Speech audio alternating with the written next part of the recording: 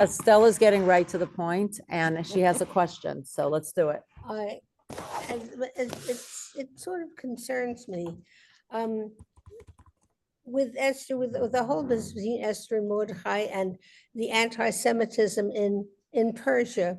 Now, this was after Babylon, right? Persia took over, Persia Is conquered. between the two, yes, Right. correct. So They kind of inherited the spoils. Right, but Babylonia, didn't he say that all the Jews who want to can go back to Judea? No, from what I understand, that happened.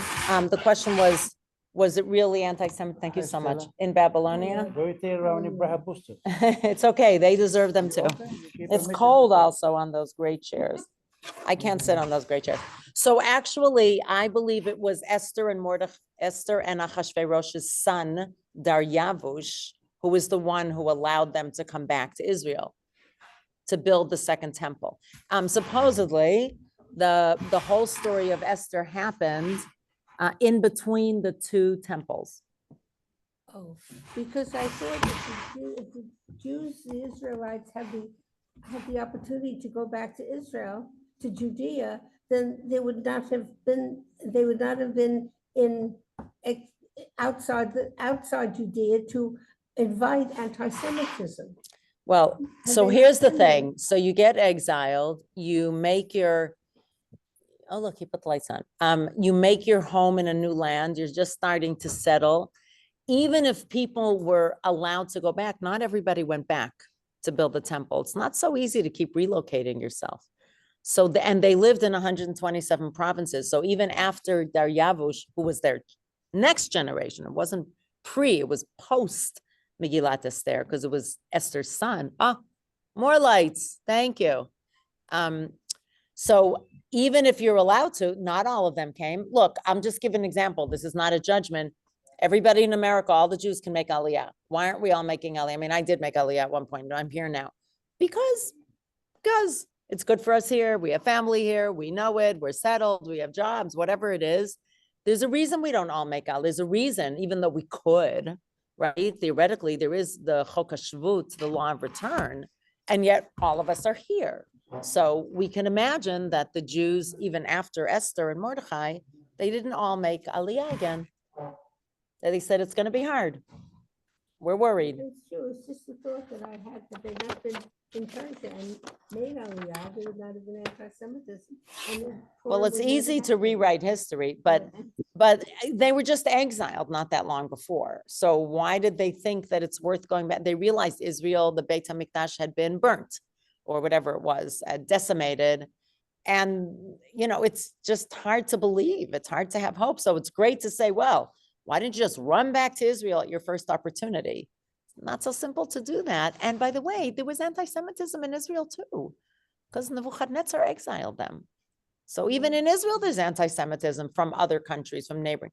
I mean, even today we have anti-Semitism from Gaza or from other places. I don't think you're safe from anti-Semitism living in Israel. That's not what I see. Thank you. Yeah, thank you. You're welcome. Not the most uplifting way to start the class, but real. It is real. And I think that's important. Okay, who else? Felice is on now. Great. So Estelle was hoping that she could figure out a way that they should have gone back to Israel. But it's interesting that if they would really be in all 127 provinces, like they'd already really spread out and settled, which is amazing in that short amount of time. Maybe they left earlier. I don't know. So it's interesting to think of that. Okay, we are in chapter 9. Remember, we only have today and next week to finish. Megillat Esther, then we will have a one-off on Tu B'Shvat and Tu B'Av, a one-off on the connection and comparison between those two, which I think is a nice way to highlight both of them. And it was interesting. I run the conversion class in HIR, and when I every few months, I ask them, or we ask them, there are others who teach it as well, some Arat students, one of our interns, and I said, what is it you're missing? Like we learn about kosher and about Shabbat and, and the holidays and the calendar. And each holiday we zoom in on so people will know. And we learn about, teaching prayer and many other things. And I said, what are you missing? So somebody said, Hanukkah I know about and Purim I know about. But all those other rabbinic ones that are, hi, Carol, around the calendar, I don't really get them. I said, you mean like Tu B'Shvat? So she said, yes. And I said, that's a really good point. We've spoken about it, but not a deeper dive into it. So we're putting on a whole class, on Tu B'Shvat, on the layers of Tu B'Shvat, because sometimes when you live with it every year, you think it's obvious, but somebody's coming from the outside doesn't understand, what is this Tu B'Shvat? What does it mean, birthday of the tree? What does it mean? So that's what gave me the inspiration to create a class on Tu B'Shvat. That'll be in 2 weeks on Yud Daled B'Shvat, the 14th. Tu B'Shvat starts that night, Wednesday night, in 2 weeks. So because Rosh Chodesh is when? Thursday. Tomorrow. Tonight and tomorrow. Friday. Not Friday. Tomorrow. Tonight Thursday. and tomorrow, One Elaine. day, one day only. Mm-hmm. Elaine, it's Thursday, which starts Wednesday night in Judaism. Oh, okay. And therefore, the 15th day will also be on a Thursday. So we'll learn about Tu B'Shvat right before Tu B'Shvat. Okay, anybody had a comment before we continue? Today is the Lunar New Year's. What is that? What does the Lunar New Year's mean? Chinese? Is that- Wait, 1 second, Lance, what do you mean by Lunar New Year? The Chinese in particular and other people start their year today. And Who it seems else to me that does? there's an interesting coincidence between the Lunar New Year and Rosh Chodesh. Which is tonight. Right. Right, so it's not They're a not coincidence. exactly coincidental. It's not I don't know exactly, if they're exactly. coincidental of year, Not but a coincidence at all, actually. It's probably on purpose. But interesting that they started with Shvat. I don't know. Does it change from year to year when it is? I haven't done research on it. I'm sorry.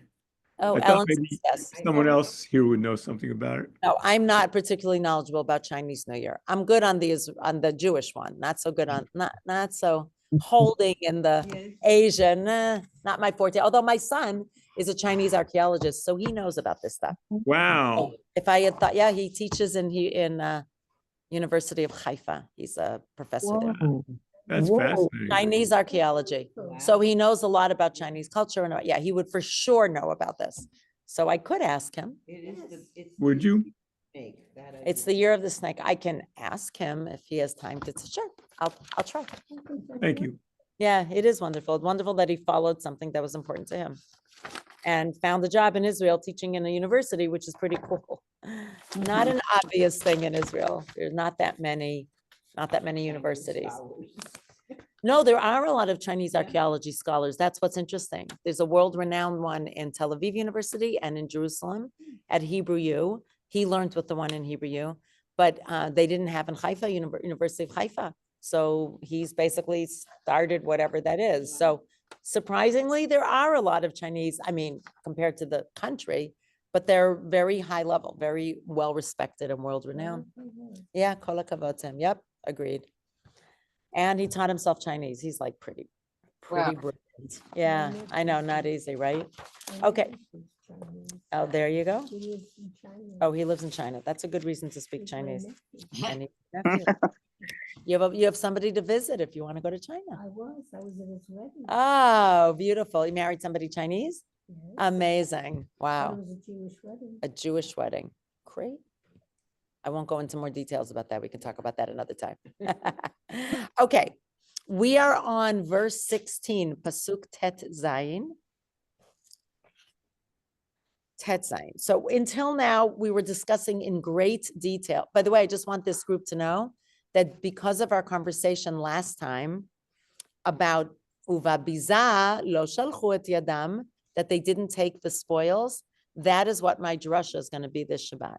Oh, Remember, I said it would be interesting to think about it, comparing Yeah. it to Shemot. This is the parsha where it happens in Shemot. Just the opposite, where they're told to take the spoils. Well, they were told here as well, Karen, remember? Right, Achashverosh said. So you're the one who brought it up as well, right? So right. because of that, I decided to actually Great. to speak about it. I'll send it out to this. I mean, we'll put Rav it'll Kook. be in our emails. Rav Kook writes, if you can, I don't have the book in front of me. Rabbi Gold, someone that just wrote a book on Rav Kook, Rav Soloveitchik, and Lubavitch perspectives on the Parsha. And Rav Kook says something very interesting in terms of why they were allowed to take the spoils. Would you like to share that here or afterwards with me? Yes, share it here because we're interested. So go for it. So Rav Kook was saying that because Bnei Israel had the slave mentality, they needed to feel good about themselves. The same way that you dress the part, and Hashem wanted them to feel good, to try to transition out of the slave mentality. So that was one reason, so that they would feel good with everything that they were taking, and also because it was a promise to Abraham. That they would inherit the land, but also a promise. I don't know, you probably know better, Rabbanit, what the promise was. Yes, Yeah. Mhm. yes. So, and so Hashem didn't want Abraham to think that he wasn't fulfilling both. Abraham, meaning the soul of Abraham, is that what we're saying? Yes, the soul of Abraham. Yeah, That he wasn't, that God wasn't fulfilling. yeah. Oh, you have that book? Isn't that right? Yeah, I'll go get it. It's excellent. It's Well, on- you could take a picture and send it to me. I would appreciate I it. will. I'm sure you know him. I'm sure you know him. I'm very No, bad but a on. picture also of that explanation. Yes, yes, So definitely. Estelle doesn't like it. It's rationalizing. Well, here's the thing. I just want to say something about that. It's one thing to rationalize and imagine something that didn't happen. But what they're doing is, if we believe that the Bible, that the Torah was given to us from God, then if it's written in there, we're trying to figure out and to get some logic, reason, understanding for what happened. Here, let's just move it so so it won't drip on your Tanakh. So we're taking text and trying to understand it. It's not saying, oh, I think the Jews have slave mentality, so let's assume that they took the stuff from the Egyptians. No, the opposite happened. It says in the Torah that they took the gold and silver from the Egyptians, and Rav Kook is trying to understand why God would say this is okay. So you can call it rationalizing. You can also call it, well, we're trying to figure out why it says so in the Torah, because we believe that the Torah is biblically given to us. So it's a little different perspective. You may not agree with it. Midrash, remember we've spoken about Midrash many times. So Midrash doesn't, there are different Midrashim. I can give you another few explanations as to why it was okay. And the reason it's rationalized is because the text doesn't tell us why it was okay. It just says this is what happened. So that's the space to fill in. Lance. Where did Aaron get the materials for the golden calf? I don't know. The Jews That's gave a it to good him. thought. Where did Jews get the materials? I guess they either had their own jewelry or they got it from the Egyptians. Exactly. If they hadn't got that, in other words, what I'm trying to suggest here from an academic position Nice. is it's a plot, a plot device. In other words, A Aaron plot. could not have gotten the materials if the Jews hadn't accepted the thought that, well, I guess God commanded them to take the materials, right? Right, but Lance, you're right. And that's very interesting if that was the only place the gold was used and silver. But where else was the gold and silver used? Where?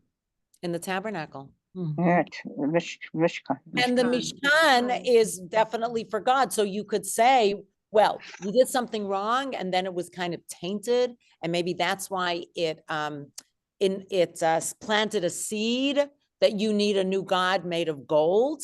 But you could also say, wait a minute, but they used it to serve God as well. So that could have been a tikkun, a repair for what they did. So the plot thickens. But if you're wandering in a desert, where are you going to get these things at? Oh, I agree with that. No, nobody's arguing with that part of it. All I'm saying is, of course, understandably, it must be they brought it with them from Egypt. I agree. We all agree with that. But it wasn't just used to make the golden calf. It was also used to build the tabernacle. Couldn't agree with you more, and you've just That's what we're enlightened saying. me. You've just So taught me that's something. another interesting line of thought. Excellent. Very good. Very nice. That really, I'm telling you, this is what sparked the drasha. And I'm going to write that down. So golden calf, and also for the From Mishkan. the jewelry. From the jewelry of the, Sure. probably Yep. from the jewelry. I mean, unless it was their own jewelry, right? That would be if they had. So, it sounds like this could be a whole shiur. I'm going to have to pick and choose what I can say from everything that people have shared with me here, but I'm excited that I'm writing a drasha about it, and I'm calling it Just Because You Can.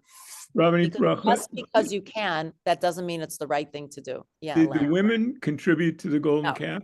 No. No, so only the men. Only the men, Well, you can put that in. because it says so. That's No, plus what we one, plus understand. for the women.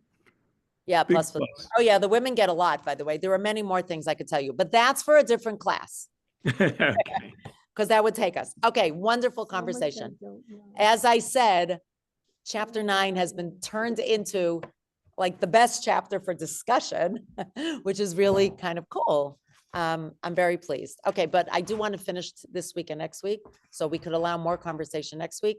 If you want to bring up, if we have time next week, you could bring that up, but let's try to finish so that we for sure finish by next week, so we can follow the timeline that I suggested. Okay, so verse 16. So what did we say? We said the people in Shushan. People in Shushan, 500 were killed. The 10 sons of Haman were killed, and they were hanged on a tree, the same gallows that Haman was hanged on. And then Achashverosh allows Esther and Mordechai to write a new edict that tells the Jews in Shushan. Obviously, it couldn't have been an edict for everybody because it wouldn't have had time to get to the other 126 provinces. There was only time to get to Shushan, but that's where they needed. I can imagine them standing on the street corners. Hear ye, a royal proclamation. Anybody remember, by the way, where that's from? It comes from Rodgers and Hammerstein's Cinderella. It does? Oh, I mean, that particular cadence. Hear ye, a royal proclamation for all the population. That's just the way they did it when they invited the girls to the ball. So I used to love watching it every single year with my sister. It was like our best thing to watch. Always in black and white. I have no idea if it's in color because we only had a black and white TV at the time. And that's what I remember. So I'm imagining the scroll that they're standing on the street corners in Shushan saying, hear ye, you got another day. You may continue fighting. Remember the first or the second edict says you can fight back on the 13th of Adar.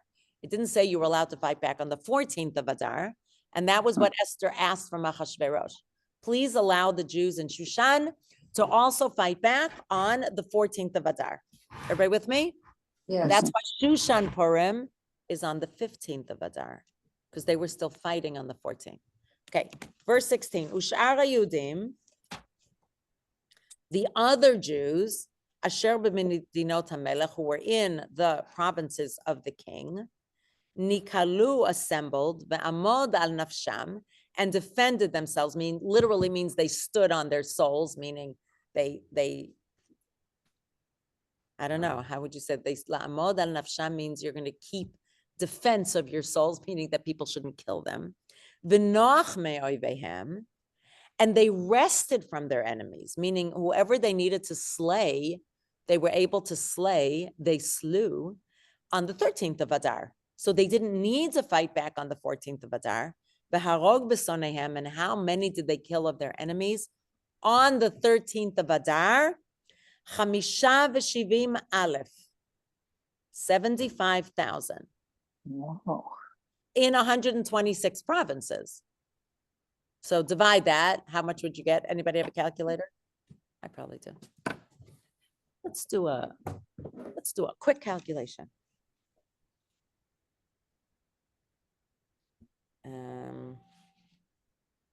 Calculator. Just curious what it is. So calculator, CALC. Here we go. So how much did we say? We said 75,000, 75 thousand divided by 126 equals, it's only, does that make sense? Yeah, have 595 people in each province, 600 people per province. That doesn't feel like so many. Is that correct? Did I get that right? That could not be correct. It has, there's missing zero. No, it is correct. I'll tell you why. It's 600 per province. So 600 times 2 is 1,200 and there's 75,000. No, it's true. It's 600 per province. Yeah, do 600 times 126. 600 times 100 would be 60,000. So 600 times 126 is 75,000. That's correct. I mean, I know it doesn't feel like it, but it is. So in each province, they only slew 600. And how many did they slay in Shushan? Who remembers?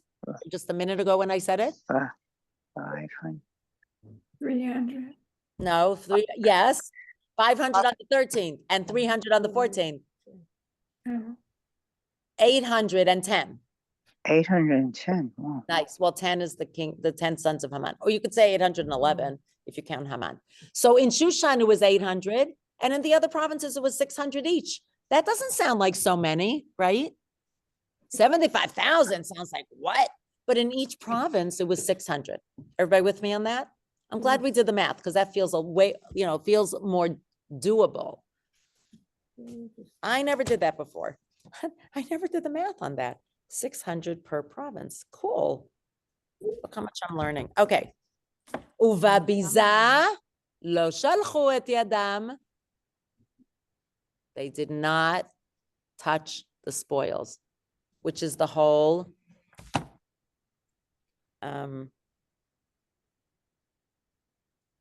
premise of what we talked about last time, a little bit this time, and what I'm planning on speaking about on Shabbat. The hardest part is going to be containing how much I say. So I have to pick the important ones or the ones that flow with the drasha, of course. Okay. Everybody good with 16? Yes. This is to make up for the spoils that they took in Egypt.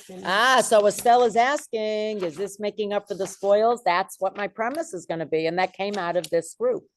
My premise is that they learned from history. And just because you can, that doesn't necessarily mean it's the right thing to do. Yes, Lance. From the perspective of a non-Jew, wouldn't these numbers be fodder for anti-Semitism? I don't know. In other words, it seems to me that the Jews are 600, going around killing 600 per everybody. province? Anything is fine. Wait, Estelle says anything is fodder, but what are you trying to say? That they should have allowed themselves to be killed and shouldn't have? No, the numbers don't make sense. Why? 600 per province doesn't make sense? What did they do? They lined them up and shot them and pushed them into his No, way? no, Lance, they were attacked. Remember, they only did it in defense. People who attacked them, when they were attacked, that's when they defended themselves. They were attacked to be killed. They were supposed to be slaughtered. Okay, where They were did they get supposed an to be army? completely slaughtered. What? Where did they get an army? Lance, I feel like you missed out on those other, you were here. We said they spent the 6 or 8 months preparing. Remember? Okay, let's go I back. missed that. Okay. I was here, but I missed that. You missed that. Okay, got so me. if you, Okay, you answered my question. Thank you. Oh, I'm sorry. Okay, but if you remember, when did they send out the edicts from Achashverosh? 1 second, I'm going to tell you again. Where is it? When did they? Here it is. No, that's not what it was. Sorry. No, when did it happen? Hold on 1 second. When did they send out the edict? Let's see if it says on the beginning of Perikhet. Bayom Hahu. Bayom Hahu was on Pesach. Wow. Bayom Hahu at the beginning of chapter 8 was at the party, and that was the party that Esther made.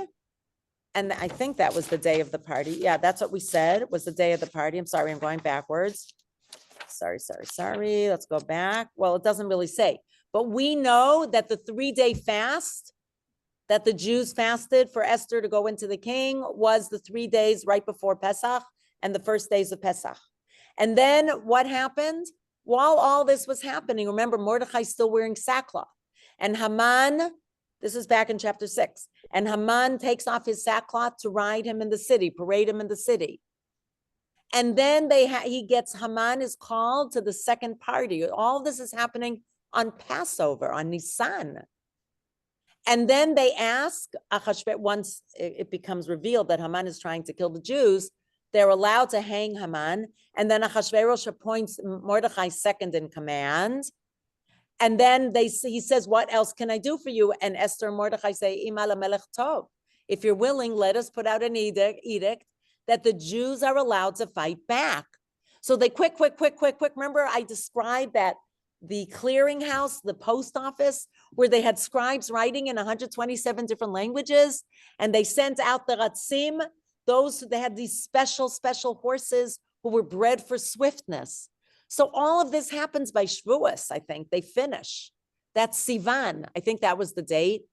And then from Sivan all the way to Adar.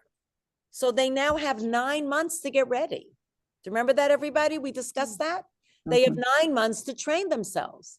You want to call it an army, call it an army. I mean, I don't know if I'd call it an army exactly, but they had time to gather equipment, to go to the local ammunition shop and buy lances and spears or whatever it is, bows and arrows. If you train for 9 months, it's a long time. Yeah, Lance. How many Jews died in these battles? According to this, it says they didn't. That's miraculous. Isn't that a bit unrealistic? Well, Lance, yes and no. We're going according to the text. You might say, I don't believe the text. That's your choice. I follow text. If you don't want to. No, it's not that I don't believe the text. I believe the text is fiction. Well, okay. So then and it's very valuable as such. No, but Lance, you and I are coming from a different standpoint. I believe the biblical text, and you prefer to take it as an academic, but as an observant Orthodox Jew, that is one of my tenets of belief. I don't think you'll be able to, take that away from me. You might I don't want to. Okay, so I don't want to. So I'm not arguing with you, but wait a second. Do you think a talking donkey makes sense? Do you think that the plagues in Egypt were not miraculous? There were so many miracles that happened. Do you think Maimonides would agree with you? I don't know. I'm not Maimonides, and I do not know. Maimonides says that these are I 100% hope that Maimonides also believed that the text that we were given, we should believe what's written. I think Nachmanides would agree with you. All right, that's a philosophical debate. I don't think I have the knowledge to debate it with you. I'm not a philosopher, and I don't have the knowledge that you have as an academic and as a philosopher. So I don't think I'm able to. But I am starting out from the standpoint that I believe the text. Okay. So I respect that. Thank you. I appreciate it, and I respect that you have your standpoint. But what I want to say is that once you see that if you believe the text, then you have to believe it was miraculous, that the whole thing was miraculous. How did that even happen? That definitely all of explains this, it. that God's hand was in the background. So again, definitely explains it. Right. And 1 second, I'm also happy that God's hand was in that Esther was allowed to ask the king that the Jews would be allowed to defend themselves. That was not obvious that the Jews would be allowed until they sent out the second edict. The Jews had to lie down on the ground and allow themselves to be killed. They weren't allowed to fight back. Estelle has a question or Can I comment. say something? It's very interesting, but it's a fact that these things happened, whether or not it's miraculous or not. I mean, I'm with you, Lance. You know that I don't believe in miraculous things, but I think that making it a miracle is to justify what actually did happen. And this is the explanation that's put into the Torah. The fact, and because the Torah has a lot of So this miraculous isn't the things. Torah, this is the Tanakh. I'm but sorry, the this- Tanakh. Yeah. I- No, because Torah we believe was biblical, but this was put in our Jewish canon because the sages believed Right. that it was divinely inspired. Right, they can, that absolutely have the right to believe. But the fact is that it happened actually physically. Right. I mean, the fact that they want to put miraculous stuff on it is their privilege, is the people who really believe this, it's their privilege. But the fact is that it actually happened, and they're trying to find different ways to explain it. Now, your explanation is interesting that way, and I sort of agree. Well, I have my own thoughts, but other people have different explanations, like miraculous, and we can just do it that way. But the fact is that it happened, and we're just learning history. Right. That's That the would be a point. good way to do it too. Thank you. I appreciate that. And let's move on from there. But in any case, once we understand that it was only 600 people on average in each province, that feels a lot easier to accept than 75,000. How'd you get 75,000? Okay. I just want to see if I have a note on it because I have a lot of notes. Just a moment. Things that happen now, which people say is miraculous, but they happened. So this is interesting. There's a midrash that says they killed 75,000, that there actually were many more people who hated them and were willing to kill them. These represented the leadership, because once the leadership was destroyed, then and was wiped out, the rabble rousers, and there weren't people to organize the battle, then the rest just like dropped their weapons and went home because they were demoralized. And you do need somebody who has organizational capabilities and leadership capabilities. So that makes sense, because I'm thinking there were only 600 people in each province who hated the Jews. I don't think so. I think there were probably more. So that's a good way to explain that, and to say it couldn't be, there were just 600 people in each province who hated the Jews. Okay. Verse 17. B'yom 13 l'chodesh Adar. So on the 13th day of Adar, what is the 13th day of Adar? Remember? Somebody tell me. Not a trick question. Hanesesta. Right. That is correct today. Okay, but what was it at the time of, that was good, Felice. What is it at the time of Mordechai and Was it the original edict by Haman? the original edict and the day that they Right. So on the 13th of the day of Adar, that was good though. We'll get to that, Felice. V'noach barba sarbo. So they rested, and meaning rested, I don't know, they went home to rest, but they ceased their fighting on the 14th day. Ve'aso oto yom mishte v'simcha. They made it a day of feasting and joy. Understandable? I think that's pretty understandable that they did that. But then if you look on the verse 18, V'hayehudim, and the Jews, asher b'Shushan, who were in the capital city of Shushan with a capital S, Nikalu b'shlosha asar bo, assembled, meaning, as Lance calls it, their army or their fighting people. B'Shushan nikalu b'shlosha asar bo uve'arba asar bo, and on the 14th, because they killed 500 on the 13th and 300 on the 14th. V'noach, and when did they rest? B'chamisha asar bo, on the 15th. 15. Ve'aso oto yom mishte v'simcha. So the people in Shushan made the 15th a day of feasting and joy. And what day is Shushan Purim? The 15th of Adar. The 15th of Adar. Thank you, Judy. Exactly. And does that make sense to people? Okay. It's so interesting. Hold on one second. Okay, we haven't finished yet. There's more to say. Why does it say Yom Tov? Wait, give me a second. Why necessarily? No, it doesn't have that. 19. Okay, we're going to continue because there's something I want to point out, but we're not up to it yet. Therefore, in verse 19, Al-Ken, therefore, HaYehudim HaPrazim, the Jews who live in the unwalled cities, Prazim, that's a way to say it in Hebrew, as if they're less defended. Shushan had a wall all around it, kind of like the old city of Jerusalem, right? The old city of Jerusalem is completely surrounded by a wall.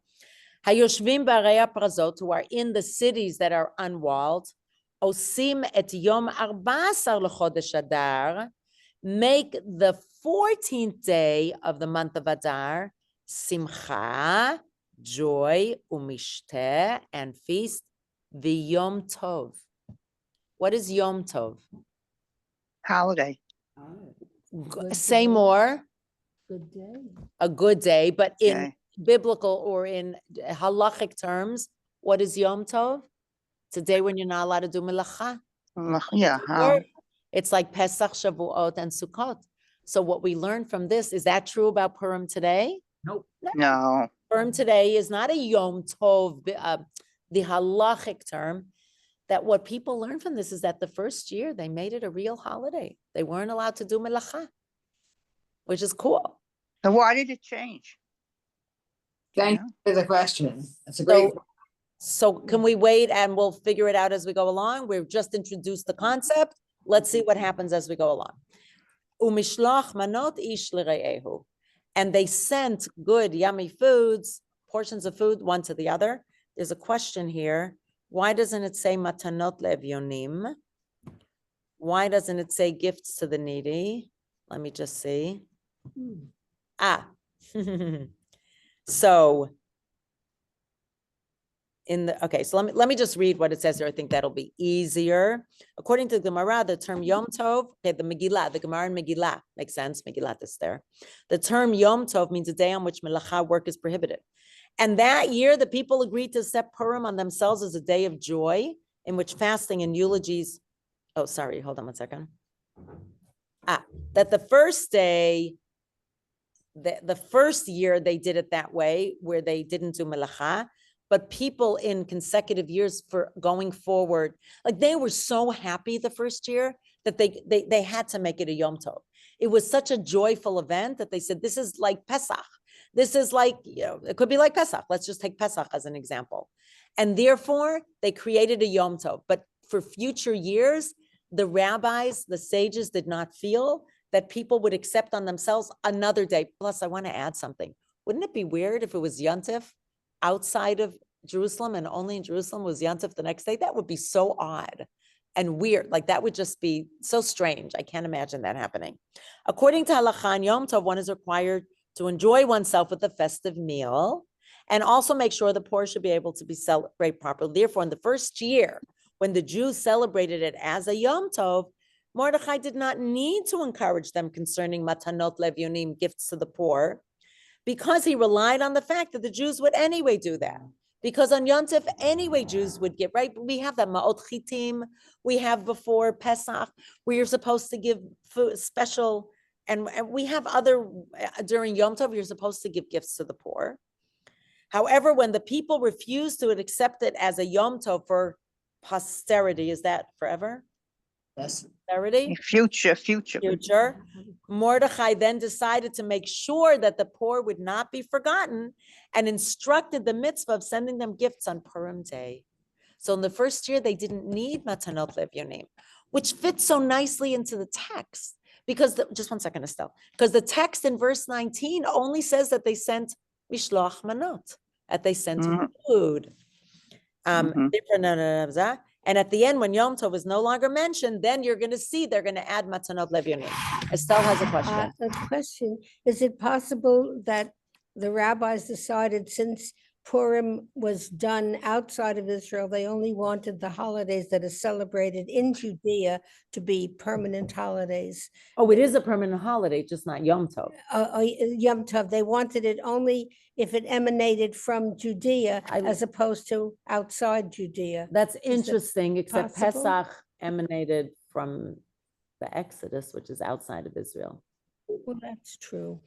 And Sukkot, and Shavuot, they all happened in the desert.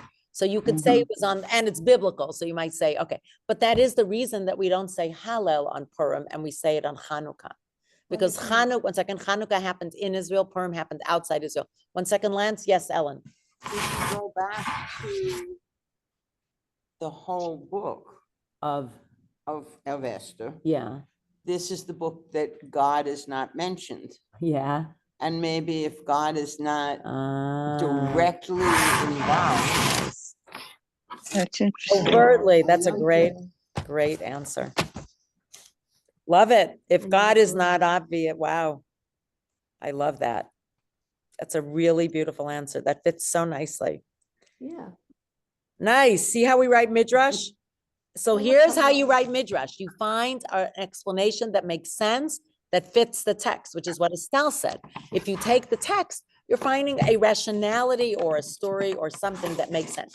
I think that's a beautiful, beautiful answer. Yes, Lance.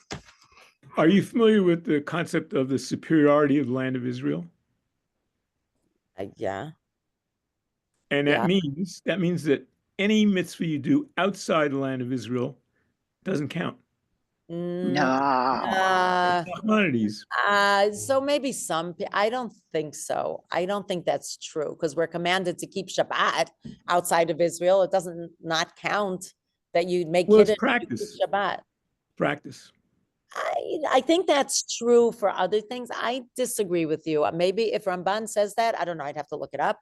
But you're not going to find many people who say that any mitzvah you do literally doesn't count. That just doesn't make sense to me. No. And what about when the Jews were exiled from the land of Israel and they couldn't come back? Like that doesn't count? Why would they bother keeping mitzvot then if it does? I don't know. That feels, But what it we're does is, commanded to keep Shabbat all the time. We're commanded to keep the holidays. We're commanded to give tzedakah.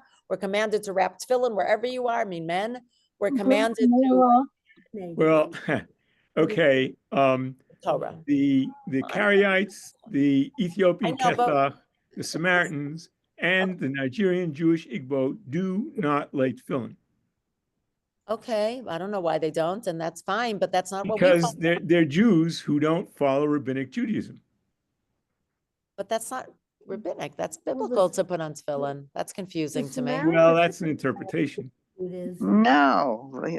What you're telling us You is that there was a large, you're saying there's a large chunk of time that that those people were disconnected from those sages. Okay, but why are you bringing that in? Like, I get that, but why is that relevant to this? Because look, what you're dealing with is human interpretation Of what? Of what part? of everything. Of I the know, whole but why the is that Torah, relevant? Wait, the Lance, Psalms, the focus, whole thing. Lance. Can you The just Megillah. focus? The whole You're dealing Okay. with a text that has lacunae, that has holes. You're filling the holes. That's Every great. text has holes. Mm. Even the Torah has many, many, many holes. Well, I don't think the Iliad Many Odyssey have holes, many holes. Like we said, an eye for an eye, tooth for a tooth. That's a hole. Really? You're supposed to punch out someone's eye? No, you're supposed to give them money. That's the word. That's one hole. rabbinic. That's rabbinic. Not rabbinic. Torah. No. That is rabbinic interpretation of biblical law. That is not true. Even the 39 melachot of Shabbat doesn't say in the Torah that you're not allowed to plow and thresh and sow and cook. It doesn't say that. What it says is they have to keep Shabbat and the rabbinic interpretation and application of biblical law. So you're talking about rabbinic like Purim and Hanukkah that happens after the Bible was closed, and that is a rabbinic law. You're talking about rabbinic law that chicken is treated as meat. That's rabbinic. But rabbinic interpretation of biblical law is considered biblical.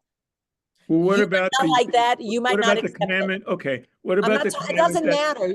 Yeah. No, the commandment that the Kohanim are in charge of ritual. Yeah, but why That's in does the that? Torah. But one second, why does that have to But do you're with Megillat you're Esther? selecting whatever you want. No, to I'm support not. No, your she's position. not. No. The rabbis That's- select whatever they want. Right? One No. second. Is this about Megillat Esther or you have a polemic against Orthodox Judaism? Which one is it? I But don't have a really, plan be against honest. Orthodox Judaism. I'm We're just getting saying. off the topic. I'm saying that everyone has a bias. But And why is that Orthodox relevant? Judaism Why are say you we bringing are it? biased and we create But we know that. We're not. religion. No, we're not. Wait a second. Felice, 1 second. Nobody is arguing that. We've established that many, many, many times that we all have different interpretations. You don't need to prove it to us over and over again. I think we all agree that this is the text and different people have different interpretations of it. We all agree to that.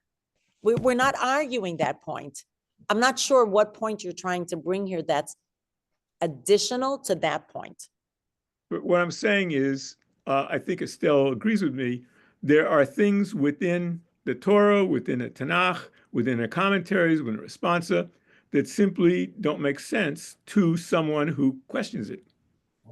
We all agree That's with I'm that. saying is everything. Lance, that's why there's conservative and Reform Judaism and Reconstructionist and people who don't believe and don't like. That's not a new thought. We all agree with that. That's why many people don't keep the law. But I'm representing. The Orthodox view. I'm just exactly. I'm just representing the Orthodox view. Look, there are also people in Orthodoxy who don't accept me as a rabbi. Okay, well, what am I supposed to do about But that? there are different types of orthodoxy. We're getting off the topic. Exactly. We're getting off the topic. We all agree with what you said, Lance. 100%. All of us agree There are spaces and places, and we all interpret it differently. I am bringing thoughts. You are bringing thoughts. Estelle is bringing thoughts. Ellen just brought a thought. Everybody, Karen, Robert, so is everybody here. excellent. So we're all bringing thoughts, but I do not, this is not the place to decry the whole text. I mean, if you want to do that, then take an academic course. I'm bringing an Orthodox point of view. Well, from an academic course, this text is Greek, not Jewish. Greek. That's fine. Greek. I have no problem with that. That's an academic course. That's just not what I'm able to bring. Okay? Can we Okay. agree that there, okay, thank you. Now, Felice, did you want to add to that, or Karen? No, I agree with you. You agree, Yeah, Karen? I agree too. But our rabbi once gave a shir titled, "Are we allowed to rejoice when our enemy is killed?" So just a general question, and you don't have to answer it now. Was this allowed, or was this did this come later, rabbinically? No, Yeah. this has happened then. This happened in the moment. You know what it's like? It's like when the hostages are released, like you can't not feel joy. But I think the Jews who had a death sentence hanging over their head, that every single Jew was I going to agree. be exterminated. It's basically a Shoah. Every single Jew in Persia and all the 127 provinces, men, women, and children were all going to be killed. And they were not allowed to fight back. So they are I don't know that they're rejoicing that the enemies were killed just because another person is killed. I think that they were rejoicing that the But they were safe. They were saved. Right. So I understand that within that, but it's a little hard for me to not rejoice when a terrorist who killed Jews, outright was killed. It's a little hard for By me. all means. I mean, am I happy that there are terrorists that think that of the Jews? No, that's the part that makes me so sorrowful. But I don't want that person to kill more Jews. Mhm. To use Yeah, a simile, yeah. I mean, we're talking about how the Esther and Purim and how they defeated their anti-Semites in Persia. Well, I keep referring back to the 6-Day War. I mean, we consider that, or some people would consider it a miracle. Maybe it is, but the fact is that the Jews were able to fight back and do what they did. Or in 1948, the fact that they were able to defeat the British, who were just a wee bit stronger than they were. And I remember my husband, when he was asked when British said that they were leaving Israel or Palestine at that time, my daughter asked him to think back, and he said, when she asked him, how do you feel about it? So my husband said, relief. Exactly. And it wasn't a question of, they were fighting, they did that, but there are people who would say that it was a miracle. Maybe this is the same thing that people are referring back to what happened at Purim time, at Esther's time.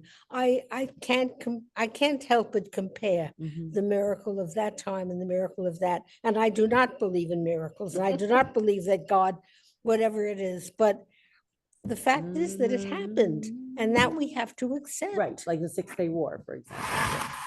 Or Okay, like the thank you. present war. Or like the present one. God, that's Miracle. not over yet. Okay, yeah. something. Quickly, Wow. on October 7th, okay, remember that, October 7th, 1944, the Jews in Auschwitz rebelled, the Sonic Commandos, and they ended up destroying Crematorium 4, and they were destroyed. I mean, killed, they lost. Let's put it that way. They lost. But they did fight. They fought, they rose up, just like the Warsaw Ghetto. And that's the key. That's the key. The point is that when you're faced with Hamas, who are monsters. Whoa, wait. No, Okay, Haman is Hamas, right? but what are you proving to us, that we're allowed No. to fight back? Haman was. No, I'm saying that most of the time we don't fight back. Okay, Hamas but is let's We have not. ceasefires. Right, Hamas is not eliminated, that's true. You can't All right, compare the verse two. 20. Yes, there they felt like they really were able to get rid of all of them, and people did not get taken hostage and were not killed. whereas today that we A cannot. different circumstance. Sadly. Okay, so verse 20, Vayichtov Mordechai, and Mordechai wrote et hadvarim ha'ele, all these things or words, events, Vayishlach Sfarim, and sent, remember the letters, remember that clearinghouse, that mail room, which has 127, Provinces. thank you, 127 languages for 127 Languages. provinces. Et kol ha'Yehudim asher b'chol medinot hamelech Hashverosh ha'krovim v'harchokim, those who are near and those who are far, everybody received it. Oh, wait, I just want to go really quickly back. I forgot about this. Do you see, if you look on verse 19, it says mishloach manot. So mishloach means sending, like sending, to send. And manot are portions, meaning portions of food. Manat ochel, mana is your course. Basically in the mana rishona is first course, mana shnia, or mana ikarit is your main course, mana chona is your dessert. So mishloach, first of all, is in singular. So one person, An individual. one mishloach. What did you say, Felice? Individual. Right. An No, individual. not an individual person, but an individual parcel of food. And you have to send manot, at least 2. So you fulfill the mitzvah of mishloach manot if you send one parcel of food that has 2 foods in it. But it also, some people send it with the messenger, because mishloach literally means sending it with the messenger. Like lishloach bador means to send it in the mail. So some people actually, instead of me giving to my neighbor, I would give to somebody to give to my neighbor. Not everybody does that, but some people do that. That's what I wanted to say. And then verse 20, no. Lekayem, what did he send? What did Mordechai send to all the provinces? Lekayem, to observe. Liyot osim, to make the Yom 14 l'chodesh Adar, the 14th day of Adar, Vet Yom 15 on the 15th day, Bechol Shana v'Shana. Every year. Does it say every year to make it a Yom Tov? Not yet. Nope. It only said it so far for the first year. Kayamim, just like the days asher nachu bahem hayudim, the days when the Jews rested, may oibehem, from their enemies. Vehachodesh, and the month asher ne'apach, which got turned over, miyagon l'simcha, from sorrow to joy, me'evel, mourning, liyom tov. So it was changed to be a Yom Tov, but it still doesn't say that you should keep it as a Yom Tov. Just that year it happened that way. Lasototam, what should you make them? Let's see if it says Yom Tov. Yemei mishteh v'simcha, days of feasting and joy, not a Yom Tov. The first year was a Yom Tov, but afterwards it was not a Yom Tov. Umishloch manot, and sending portions of food, ish l're'ehu, one person to the next, umatanot le'evyonim, and gifts of money to the poor, to the needy. Why? Gifts so that they'll be able to fulfill the mitzvah of Purim. They should have a sudah, a feast. So you have to send them food that is ready to eat, by the way. You can't send a bag of flour or uncooked meat or raw fish. You have to send something that is edible, because they have to be able to eat it that day, and you send them money so they can fulfill it.